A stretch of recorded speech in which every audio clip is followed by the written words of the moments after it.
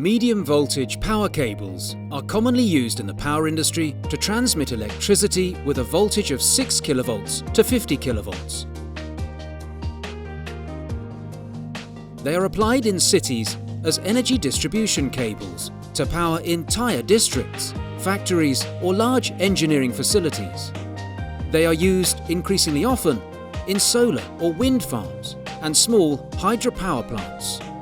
In order to take a closer look at their production, we're visiting the Elpar Cable Factory in Parczew. Don't you feel the tension already? So let's get started.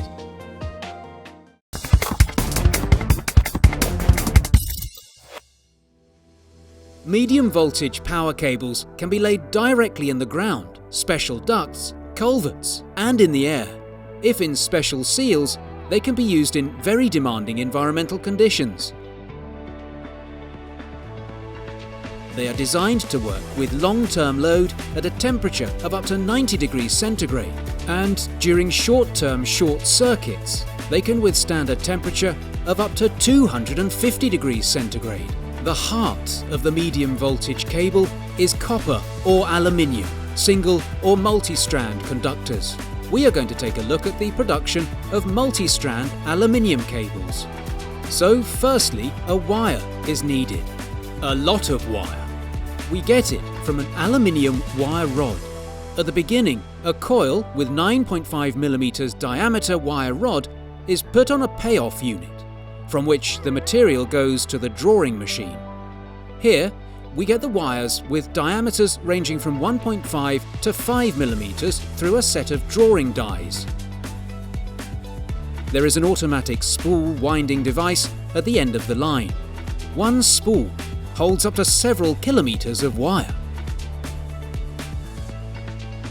Wires must be twisted together to make a conductor. For medium voltage cables, we need from 7 to 61 wires.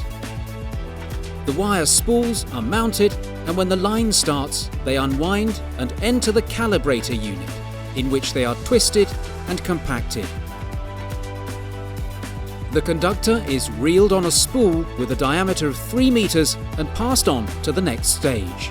The conductor must now be insulated. The triple head applies 3 layers simultaneously: the conductor screen, insulation, and the insulation screen.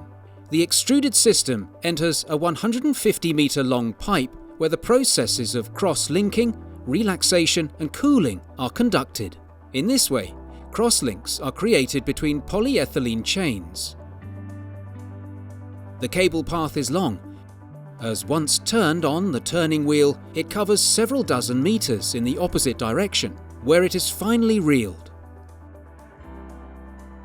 In the screening process, a copper metallic screen and sealing tapes are applied. And this is the final stage. Once unrolled and with the aluminium tape applied, a semi-finished product passes through the extruder head. A special plastic mixture is plasticized and pressed under high pressure onto the surface of the cable core. Now it's time to cool down again. The cable goes to the cooling tubs, then receives an identification imprint, and finally goes to the drum reeling device. All products undergo rigorous quality tests in terms of their electrical, constructional, mechanical, and physico-chemical properties.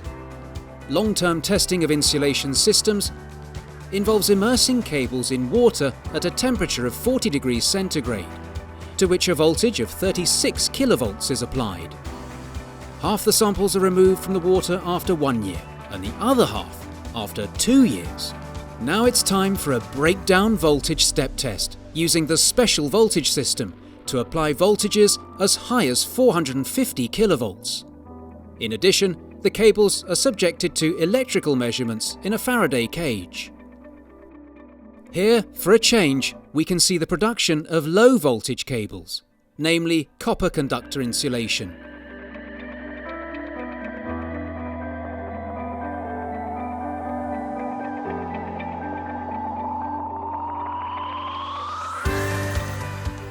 On this line, cables are reeled into coils, wrapped in heat-shrinkable foil and placed on pallets. Every month, 20,000 kilometers of cables and wires for various purposes leave the Elpar factory. Their 2-month production would cover the entire Earth.